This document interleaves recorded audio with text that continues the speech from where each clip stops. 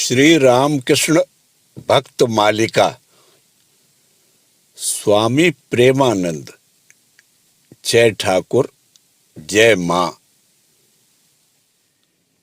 जब वे अस्वस्थ होकर वायु परिवर्तन के लिए देवघर गए तो वहां एक सेवक का आहार पर अत्यधिक लोभ देखकर उन्होंने उसकी तीव्र भर्त्सना की। सेवक मान के कारण दोपहर में भोजन को नहीं आए। बाबूराम महाराज यह सोचकर व्याकुल हो गए कि लड़के को क्या हो गया। उन्होंने फौरन उसे ढूंढ निकलवाया और अपने अत्यंत निकट बैठाकर कहने लगे, बेटा, मैं वृद्ध हो गया हूं, रोग से शरीर दुर्बल हो गया है, हर समय मिजाज ठीक नहीं रख पाता। ऐसी हालत में यदि कुछ कह डालता हूं तो उसके लिए क्या क्रोध करना चाहिए। कहते कहते उनकी आंखें गीली हो गईं और उस अश्रुधारा में सेवक का मान न जाने कहां बह गया। भक्त सेवा में प्रेमानंद का प्रेम कोई बाधा नहीं मानता था। मठ में आकर कोई भी प्रसाद पाए बिना नहीं लौट सकता था। एक दिन किसी भक्त को बिना प्रसाद लिए ही लौट जाते देखकर उन्होंने मंदिर के भंडारी से इसका कारण पूछा। उन्होंने बताया, ये थोड़ा ठहरे भी नहीं, भला प्रसाद कैसे देता। प्रेमानंद असंतुष्ट होकर बोले, फिर भी बुलाकर देना चाहिए था, मठ के भीतर आ पहुंचा था। यदि तुम संसार में रहते तो न तो स्वयं खा पाते और न बच्चों को ही कुछ खिला पाते। यहां पर ठाकुर के नाम पर इतना आ रहा है तो भी हाथ उठाकर दे न सकोगे। मठ के रास्ते पर से बाबूराम महाराज को स्वयं ही कटीले पौधे निकालते देखकर एक भक्त ने विस्मय पूर्वक पूछा, महाराज, यह काम आप क्यों कर रहे हैं। प्रेमानंद ने तुरंत उत्तर दिया, भक्तगण कष्ट उठाकर आते हैं, उन्हें असुविधा होती है, इसलिए उनके मार्ग से कांटे हटा दे रहा हूं। पता नहीं इन मामूली कांटों के साथ वे और कौन से अज्ञात जगत के पथ के कांटे हटा दे रहे थे। एक बार उनके इस अपूर्व प्रेम की प्रसिद्ध साहित्यकार एवं समालोचक सुरेश चंद्र समाजपति ने भी प्रशंसा की थी। एक दिन भोजन के समय अपने स्वभाव के अनुसार पंगत में घूमते हुए प्रेमानंद महाराज समाजपति जी के निकट आए और मुस्कुराते हुए कहा, आपका स्वागत सत्कार करने के लिए उपयुक्त वाक्य, भाषा, भाव मैं कहां पाऊंगा। मुझ में रस आदि तो है नहीं। आपकी लेखनी के अग्र में जो रस ही रस भरा है। समाजपति भला कहां हार मानने वाले। उत्तर में कहा, अपनी बात में आप स्वयं ही फंस गए। माना कि मेरी कलम के अग्र में रस है, परंतु आपके तो चलने फिरने में, बातचीत में, कामकाज में, शरीर प्राण सब में सर्वत्र रस है। वे और भी बहुत कुछ कहना चाहते थे, परंतु अपनी प्रशंसा को अवसर न दे प्रेमानंद जी पीठ फेरकर चल दिए। उत्सव के दिन मठ प्रांगण में उच्च नीच, धनी निर्धन सभी स्तर के नारायण पंगत में भोजनार्थ बैठे थे। खिचड़ी परोसी जा रही थी। तत्वाधान में व्यस्त स्वामी प्रेमानंद ने देखा कि पंगत में दूर एक ओर से बारंबार खिचड़ी दो की आवाज आ रही है। उन्होंने तुरंत ही पहुंचकर परोसने वाले से पूछा, क्या तुमने पहले कभी परोसने का काम नहीं किया है? उत्तर मिला, मैं तो बार बार दे रहा हूं, तो भी नहीं हो रहा है। ये लोग सिर्फ दो दो कहते हुए शोर मचा रहे हैं। प्रेमानंद ने देखा कि उस पंक्ति में बैठे प्रायः सभी लोग निम्न तथा निर्धन वर्ग के हैं, जिन्हें कुछ अधिक खाने की आदत है। सहानुभूति से प्रेरित हो वे आवेग पूर्वक बोले, क्या हम लोगों के पेट के हिसाब से हो सकता है? पता नहीं जीवन में कितने दिन ये लोग भरपेट भोजन पाते हैं। इनके पेट में दिन रात अग्नि जल रही है। जाओ जाओ, इनमें से हरेक के पत्तल में पूरी बाल्टी उड़ेल दो। ये ठाकुर का प्रसाद भरपेट पाले। कहते कहते उनका स्वर अवरुद्ध हो गया। नेत्र की कोरों से अश्रु टपकने लगे। स्वयं को संभाल न पाकर वे वहां से हट गए। मठ में आने वालों की सेवा के लिए प्रेमानंद के हृदय का द्वार तथा मंदिर भंडार के पट सर्वदा खुले रहते थे। ऐसी बात नहीं कि सभी लोग भक्त के ही रूप में आते हों।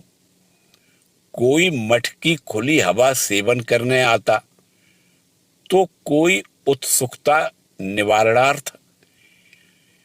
परंतु चाहे कोई किसी भी भाव से क्यों न आए, प्रेमानंद के मधुर वार्तालाप तथा व्यवहार से मुग्ध होकर वह बारंबार आने लगता। कई बार तो ऐसा भी होता कि मठ के प्रसाद वितरण का समय बीत जाने के बाद कोई आ पहुंचता। ढलती उम्र के प्रेमानंद जी किसी से कुछ न कहकर स्वयं ही आगंतुकों के भोजन की व्यवस्था करने रसोई घर की ओर जाने लगते। उन्हें देखकर सहायतार्थ किसी के आगे बढ़ जाने पर वे आशीर्वाद देते हुए कहते, देखो, गृहस्थों को बहुत कामकाज करने पड़ते हैं। उनके लिए हमेशा नियमानुसार आना कैसे संभव है? हम लोग उनके लिए थोड़ी सी सेवा के अतिरिक्त भला और क्या कर सकते हैं? इससे हम लोगों को थोड़ा शारीरिक कष्ट होता होगा, पर ठाकुर की कृपा से यहाँ किसी चीज का अभाव तो नहीं है। यह सब उनकी संतानों को देकर क्या हम धन्य न होंगे? रोग सैया पर पड़े हुए भी वे भक्त सेवा के लिए व्याकुल हो उठते थे। बीमारी बढ़ने की आशंका प्रकट करते हुए कोई यदि उन्हें सावधान करने जाता तो वे कहते, यह मेरा स्वभाव ही है। भक्तों की सेवा और ईश्वर की पूजा एक है। देह त्याग के 2 दिन पूर्व मठ के एक सेवक को बुलाकर वे बड़े ही आकुल स्वर में बोले, तुम एक काम कर सकोगे? सेवक ने उत्सुक होकर पूछा। कहिए महाराज, क्या करना होगा? प्रेमानंद ने कहा, भक्तों की सेवा कर सकोगे? उत्तर मिला, खूब कर सकूंगा। प्रेमानंद पुनः आवेग पूर्वक बोले, पर यह बात भूल मत जाना। उनका दृढ़ विश्वास था कि ठाकुर का प्रसाद लेने से भक्तों का परम कल्याण होगा।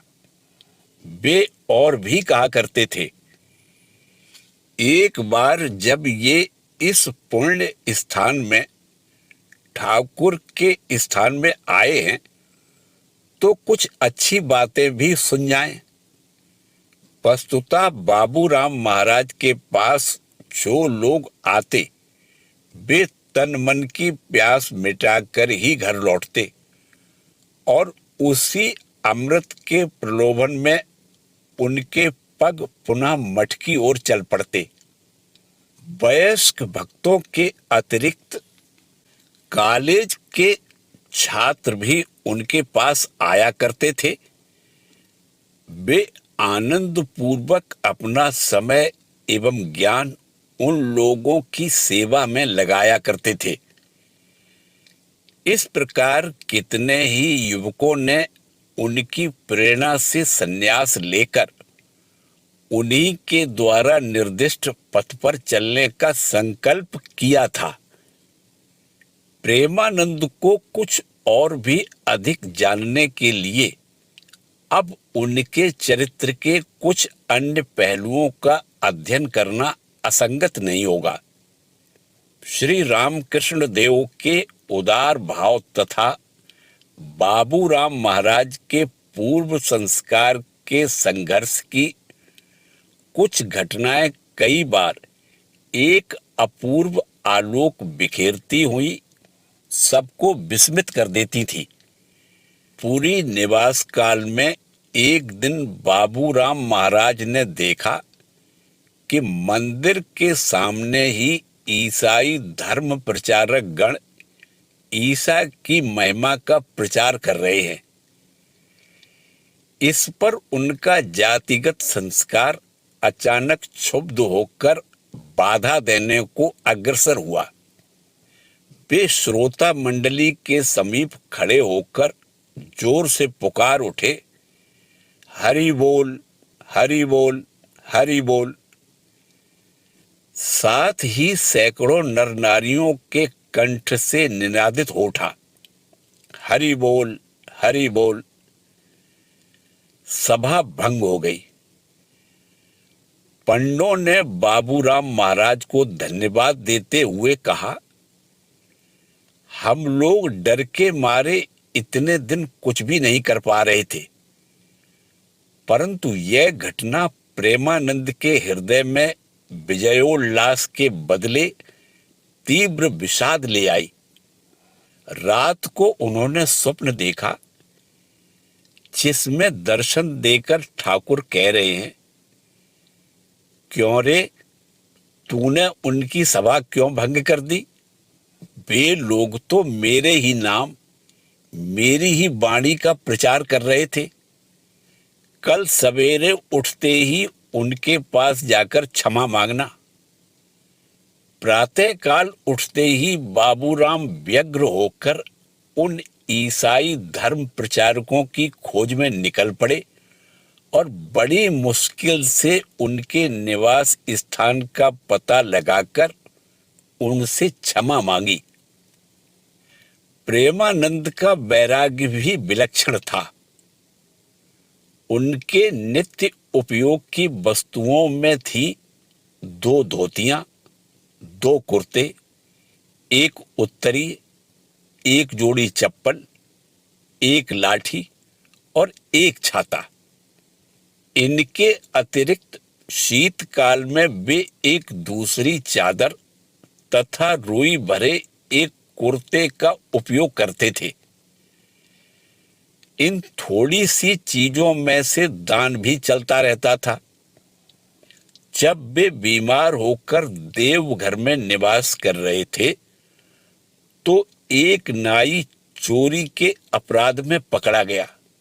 स्वामी प्रेमानंद की धारणा थी, अभाव के कारण मनुष्य का स्वभाव बिगड़ जाता है, अतः उसे दंड न देकर उसका अभाव दूर करना ही सक्षम व्यक्ति का कर्तव्य है।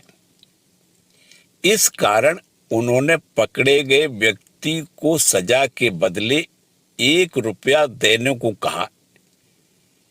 इतना ही नहीं, सेवक के चले जाने पर उन्होंने उसे अपना गमछा भी दे दिया। माता जी के प्रति असीम श्रद्धा भक्ति स्वामी प्रेमानंद के व्यक्तित्व की एक अन्य विशेषता थी। मां की अनुमति लिए बिना वे कोई भी विशेष कार्य हाथ में नहीं लेते थे और मां के आदेश पर अपना मत त्यागने को वे सर्वदा प्रस्तुत रहते थे। एक पत्र में वे मां के बारे में लिखते हैं, श्री माता जी मानव देह धारिणी होने पर भी उनका वास्तव में अपार्थिव भागवती तनु है। जीव के कल्याणार्थ मनुष्य की भांति लीला कर रही हैं। और भी कहा करते थे, माता जी को देख रहा हूं कि वे ठाकुर से भी बड़ी आधार हैं। वे शक्ति स्वरूपिणी जो हैं, उनमें भाव छिपाने की कितनी क्षमता है। ठाकुर प्रयास करके भी नहीं छिपा पाते थे, बाहर निकल ही पड़ता था। माता जी को भाव समाधि होती है, पर वे किसी को पता भी नहीं लगने देती हैं। 1914 ईस्वी मई में स्वामी प्रेमानंद को मालदा ले जाने के लिए एक भक्त मठ में आए। उनके आग्रह पर वे जाने को राजी हो गए, परंतु कहा कि उनकी व्यक्तिगत सम्मति होने पर भी जाने के पूर्व माता जी की अनुमति लेनी होगी। तदनुसार उन भक्त के साथ प्रेमानंद कलकत्ते में उद्बोधन कार्यालय में गए और मां के चरणों में सब कुछ निवेदित किया। स्नेहमयी मां ने जब सुना कि बाबूराम का स्वास्थ्य पूरी तौर से ठीक नहीं है, उत्सव स्थान को जाने का रास्ता बड़ा लंबा तथा दुर्गम है और उत्सव में अनियमितता आदि भी हो सकती है, तो वे बोली, गर्मी के मौसम में इतनी दूर न जाना ही अच्छा है। बाबूराम ने नतमस्तक होकर आदेश स्वीकार कर लिया, परंतु भक्त तो यह सुनकर मानो आकाश से गिर पड़े। यात्रा की सारी व्यवस्था पूरी हो चुकी है और अब ऐसी बात। उन्होंने तुरंत मां के सम्मुख उपस्थित होकर बताया कि मालदा बहुत दूर नहीं है, आने जाने तथा ठहरने की भी अच्छी व्यवस्था की जाएगी और विशेषकर प्रेमानंद महाराज के न जाने पर भक्तों के मन पर भारी आघात पहुंचेगा। सब कुछ सुनने के उपरांत मां ने बाबूराम को पुनः बुलवाकर कहा, क्यों बाबूराम, ये सब इतना कह रहे हैं, फिर तुम जाओगे क्या? मात्र भक्त ने उत्तर दिया, मैं क्या जानूं मां, आपका जो आदेश होगा वही करूंगा।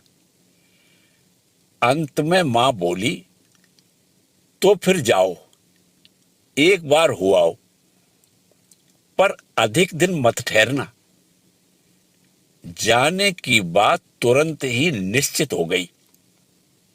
यह आत्मसमर्पण का भाव उनके जीवन में अन्य रूप में भी प्रकट होता है। ठाकुर के निर्देशानुसार ही वे मठ में निवास करते थे तथा उनके आदेश के बिना कुछ भी नहीं करते थे। वह आदेश केवल हृदय में सूक्ष्म अनुभव के रूप में ही नहीं मिलता था, वरन विशेष अवसरों पर ठाकुर निर्देश देने के लिए स्थूल रूप धारण कर सामने प्रकट हुआ करते थे। एक बार मठ की व्यवस्थापना के बारे में गुरु भाइयों के साथ मतभेद होने के कारण उन्होंने अन्यत्र चले जाने का संकल्प किया और मठ के फाटक की ओर चल पड़े। साथ में केवल शरीर पर के वस्त्र, एक गमछा तथा एक और कपड़ा था। फाटक पार होकर उन्होंने ज्यों ही कदम बढ़ाया त्यों ही देखा कि ठाकुर उनके कंधे पर का गमछा खींचते हुए कह रहे हैं, कहाँ चले चांद, मुझे छोड़कर कहाँ जाओगे। स्वामी प्रेमानंद के अनिश्चित पथ की यात्रा वहीं समाप्त हुई। यद्यपि प्रेमानंद जी ने अपने जीवन का अधिकांश भाग मठ में ही बिताया, फिर भी तीर्थ दर्शन की साधु सुलभ इच्छा से वे बीच बीच में बाहर भी जाया करते थे, जिसका आभास हम पहले ही दे आए हैं। आचार्य विवेकानंद के देह त्याग के पश्चात कुछ वर्ष मठ में बिताने के पश्चात 1906 ईस्वी में वे पूरी धाम गए। 1910 ईस्वी में उन्होंने स्वामी तुरीयानंद, शिवानंद तथा कुछ और साधु ब्रह्मचारियों के साथ अमरनाथ की यात्रा की। बेलूड़ मठ से रावलपिंडी होते हुए वे लोग कश्मीर पहुंचे। फिर अमरनाथ दर्शन के पश्चात 3 महीने कश्मीर में बिताकर उन्होंने श्रीनगर आदि दर्शनीय स्थान देखे। कश्मीर से स्वामी तुरीयानंद शिमला गए और स्वामी प्रेमानंद तथा शिवानंद 14-15 दिन कनखल में बिताकर सितंबर के अंत में काशी पहुंचे। वहां कुछ दिन व्यतीत करने के बाद वे बेलूड़ लौट आए। 1914 ईस्वी में प्रेमानंद जी को पुनः काशी धाम जाना पड़ा। 1913 ईस्वी में दुर्गा पूजा के पूर्व ब्रह्मानंद जी वहां गए थे। आगामी वर्ष अक्टूबर तक उनके मठ न लौटने पर मठवासी उनका तीव्र अभाव अनुभव करने लगे। अतः स्वामी प्रेमानंद शीघ्रता पूर्वक उन्हें वापस लाने के लिए काशी पहुंचे, परंतु महाराज उस समय मठ वापस न आकर प्रयाग को चल दिए। दूसरा कोई चारा न देखकर प्रेमानंद जी ने उनका अनुसरण किया। वहां पर 3 दिन व्यतीत हो जाने पर भी महाराज के बेलूड़ लौटने का कोई लक्षण नहीं दिखाई दिया। अब प्रेमानंद जी से न रहा गया। चौथे दिन वे उन्हें साष्टांग प्रणाम करते हुए बोले, महाराज, आपको मठ चलना ही होगा। आयु में ज्येष्ठ गुरु भाई के इस विनयपूर्ण आचरण से ब्रह्मानंद जी घबराकर कुर्सी से उठ खड़े हुए और बोले, यह क्या बाबूराम दादा, यह क्या, उठो उठो, उसी अवस्था में पड़े हुए बाबूराम महाराज ने व्याकुलता पूर्वक पुनः अपनी विनती दोहराई। हार मानकर ब्रह्मानंद जी को कहना ही पड़ा, उठो उठो बाबूराम दादा, मैं चलूंगा। दूसरे ही दिन सभी लोग मठ को चल दिए। इस घटना से हमें अनुपम गुरु भ्रातृ प्रेम और उससे भी अधिक अनुपम संघ अध्यक्ष के प्रति निष्ठा दिख पड़ती है। यही रामकृष्ण संघ की नींव है। आगामी वर्ष प्रेमानंद जी ने नीलांचल उड़ीसा जाकर महाराज के साथ कुछ महीने बिताए। 1916 ईस्वी के अंत में वे अंतिम बार काशी धाम गए और 1917 ईस्वी के प्रारंभ में मठ लौट आए। इसके अतिरिक्त मठ जीवन के प्रारंभ में किसी समय वे अपनी माता के साथ रामेश्वरम आदि तीर्थों के दर्शन कराए थे। इस प्रकार उन्होंने भारतवर्ष के प्रायः सभी प्रमुख तीर्थों के दर्शन करके तृप्ति लाभ किया था। तीर्थ भ्रमण के साथ ही वे ठाकुर की वाणी का प्रचार भी किया करते थे। प्रारंभ में तो यह घटना चक्र में पढ़कर सभी के तथा अपने भी अनजाने में ही हो जाया करता, परंतु जीवन के अंतिम कुछ वर्षों में उनके इस प्रचार का प्रभाव एवं प्रसार देखकर लोग विस्मित रह गए थे। जो बाबूराम महाराज सदा मठ के छोटे मोटे कामों में ही लगे रहते थे, जो कभी विद्या या बुद्धिमत्ता का दावा नहीं करते थे, वे ही अब सभा समितियों में उपस्थित रहते हुए अपने अटूट विश्वास तथा प्रेम के प्रवाह से जन समाज को धर्म भाव से उन्मत्त कर डालेंगे। यह भला कौन सोच सकता था।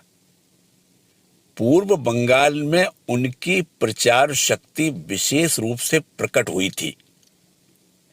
यह सत्य है कि इसके पूर्व भी वे उत्सव आदि में भाग लेने मेदिनीपुर आदि स्थानों को अनेक बार गए थे, परंतु पूर्व बंगाल के साथ मानो उनका एक अदृश्य संबंध सूत्र था। स्वामी विवेकानंद ने एक बार कहा था, पूर्व बंगाल तेरे लिए रहा।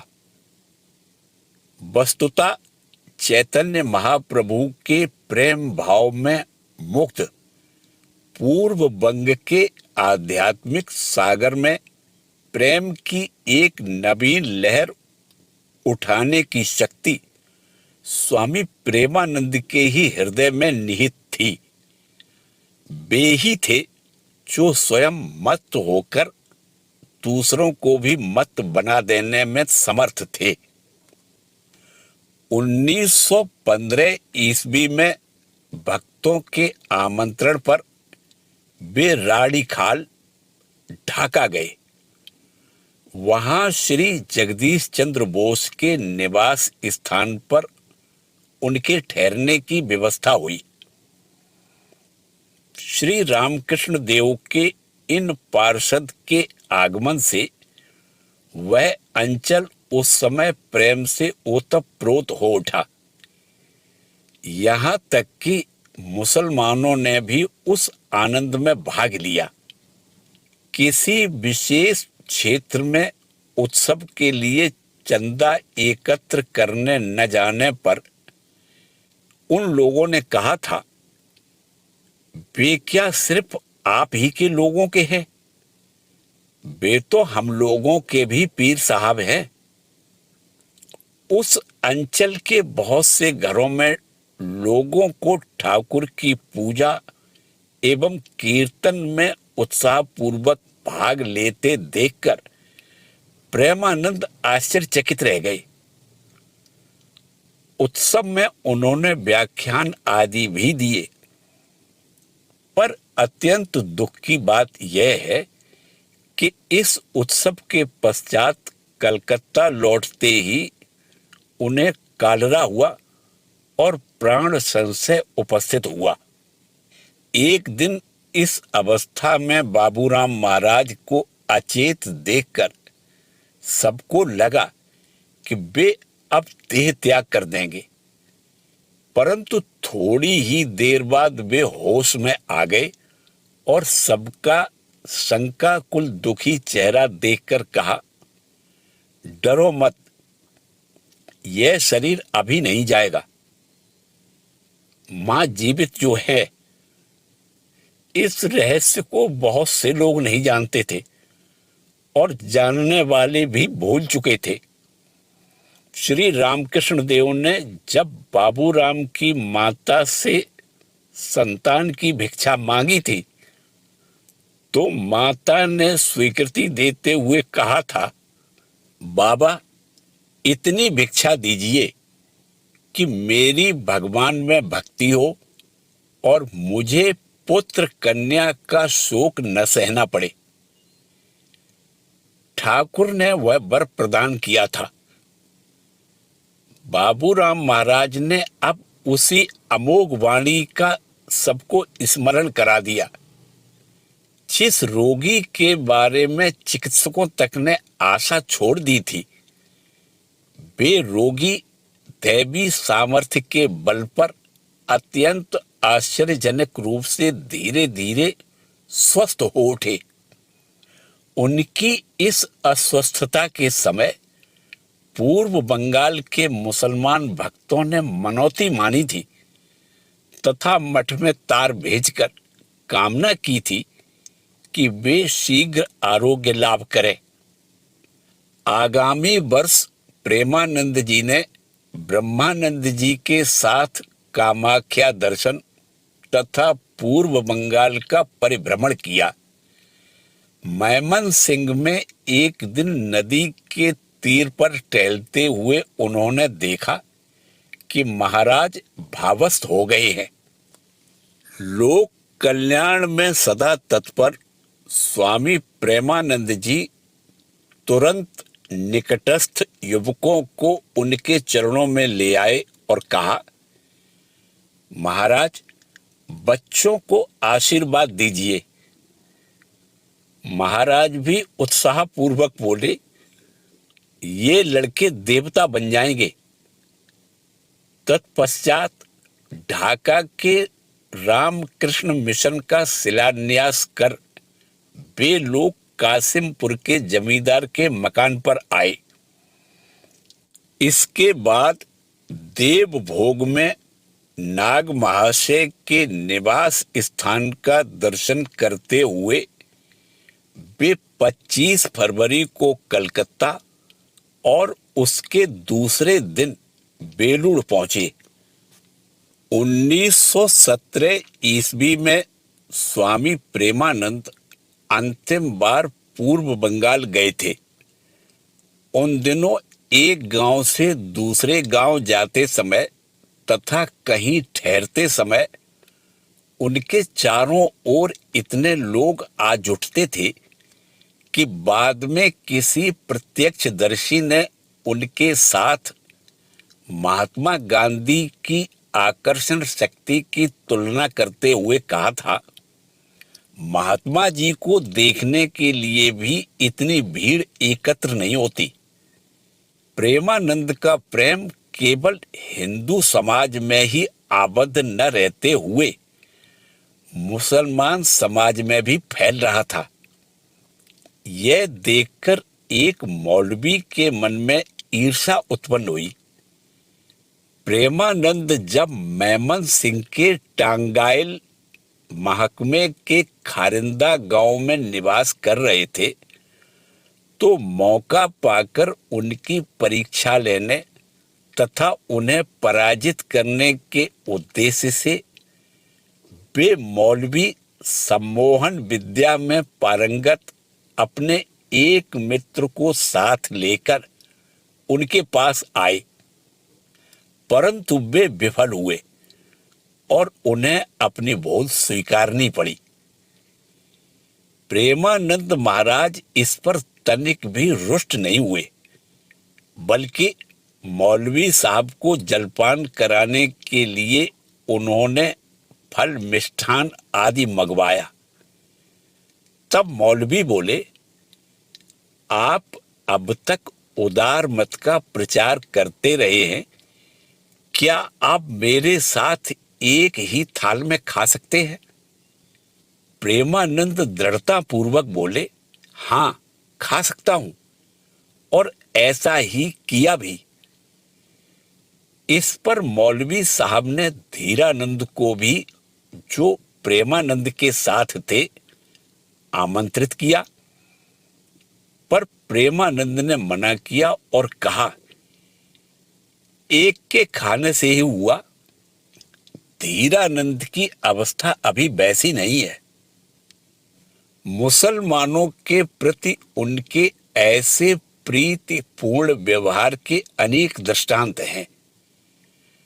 ढाका में रहते समय उनकी उदार वाणी से आकृष्ट होकर नवाब समीउल्लाह ने उन्हें एक दिन अपने घर निमंत्रित किया था और धर्म गुरु की तरह उनके प्रति सम्मान प्रदर्शित किया था। एक बार प्रेमानंद ने मठ में आए हुए एक मुसलमान सज्जन को कुछ खिलाया। बाद में यह देखकर कि कोई उनकी जूठन उठाने को तैयार नहीं है, उन्होंने स्वयं अपने ही हाथों वह कार्य संपन्न किया। वस्तुतः प्रेमानंद को प्रचारक, गुरु या सेवक चाहे जिस रूप में क्यों न स्वीकार करें, उनका प्रेम जाति वर्ण भेद निरपेक्ष रूप से वितरित हुआ करता था। खारिंदा से वे ढाका आए और वहां से नारायणगंज होकर हसाड़ा और सोनार गांव आदि स्थानों में उत्सव में भाग लेने गए। बाह्य दृष्टि का अवलंबन कर यद्यपि हमने उत्सव शब्द का प्रयोग किया है, तथापि यह स्मरण रखना होगा कि इससे यथार्थ तथ्य प्रकट नहीं हो सकता, क्योंकि उत्सव के उपलक्ष्य में वे लोगों के मन में नव युगोपयोगी एक नवीन प्रेरणा का संचार करने के लिए कटिबद्ध रहते थे। कीर्तन, उपदेश, व्याख्यान, दैनंदिन व्यवहार आदि के माध्यम से वह प्रेरणा अभिव्यक्त हुआ करती थी और उसका प्रभाव धर्म के क्षेत्र को लांघकर समाज, स्वास्थ्य आदि क्षेत्रों में भी प्रसारित हो रहा था। उदाहरण के लिए हसाड़ा आदि ग्रामों में उन्होंने देखा कि वहां के तालाब जल कुंभी आदि जंगली वनस्पतियों से भरे हुए हैं, पर यह जानते हुए भी कि थोड़े से परिश्रम से उनकी सफाई करके उन्हें उपयोगी और स्वास्थ्यप्रद बनाया जा सकता है, ग्रामवासी पूरी तौर से उदासीन हैं। इससे वे व्यथित हुए। पहले तो वे इस विषय में उन लोगों को प्रोत्साहित करने लगे, परंतु उससे कोई फल होता न देखकर एक दिन वे स्वयं ही पानी में उतर गए और जंगली वनस्पतियों को निकालने लगे। यह देखकर ग्रामवासियों को भी प्रेरणा मिली और वे उनका अनुकरण करते हुए उत्साहपूर्वक उस कार्य में जुट गए। इस दीर्घकालीन भ्रमण तथा अस्वास्थ्यकर वातावरण के बीच रहने एवं कठोर परिश्रम करने के फलस्वरूप स्वामी प्रेमानंद को काला ज्वर हो आया। कलकत्ता लौटकर चिकित्सा कराने से रोग का थोड़ा उपशम हुआ और वायु परिवर्तन के लिए उन्हें बैद्यनाथ धाम ले जाया गया।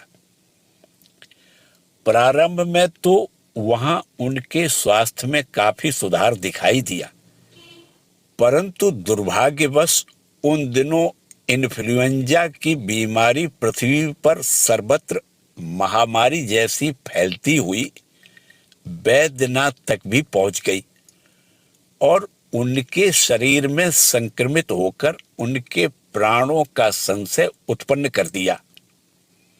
समाचार पाकर स्वामी शिवानंद मठ से वहां अविलंब आ गए और उन्हें कलकत्ता ले आए। उनके कलकत्ता पहुंचने तक रोग नियंत्रण से परे जा चुका था। अतः उत्तम चिकित्सा के बावजूद लौटने के चौथे दिन ही 30 जुलाई 1918 ईस्वी मंगलवार संध्या 4:15 पर उन्होंने स्वधाम गमन किया। उस दिन साधुगण प्रातःकाल से ही नाम संकीर्तन कर रहे थे। स्वामी ब्रह्मानंद दुखित हो कमरे के अंदर बाहर टहल रहे थे। एक बार भीतर आकर उन्होंने प्रेमानंद से पूछा, ठाकुर का अच्छा स्मरण है ना? ऐसा हो तो फिर हम लोगों को भी भरोसा मिलता है।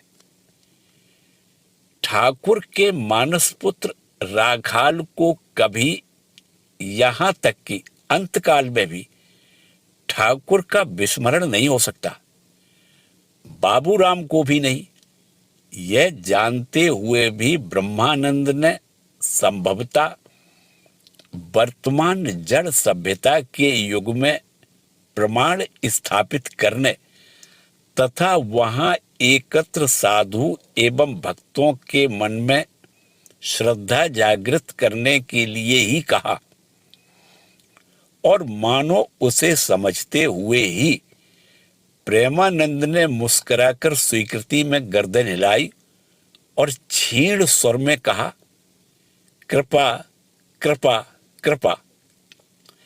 यह कहकर वे टकटकी लगाए ठाकुर के चित्र की ओर देखते रहे, पर बड़ी ही गंभीर मुद्रा में। महासमाधि के पूर्व एक दिन उन्होंने अन्यमनस्क भाव से स्वामी शारदानंद से कहा था, चंपा के रंग के वस्त्र पहनने की इच्छा होती है और बेला के समान शुभ्र अन्न खाने की इच्छा होती है। सुनकर एक परिपक्व बुद्धि ब्राह्मण ने विचार किया, हम लोग गृहस्थ हैं, भला इतनी सब व्यवस्था कैसे कर सकेंगे? भला उन्हें क्या पता था कि आनंदमयी शक्ति से प्रकट होकर जो मूर्ति इतने दिनों तक मर्त्यलोक में रहती हुई भगवत कार्य साधन में नियुक्त थी, वही आज अपने स्वरूप में लीन होना चाहती है।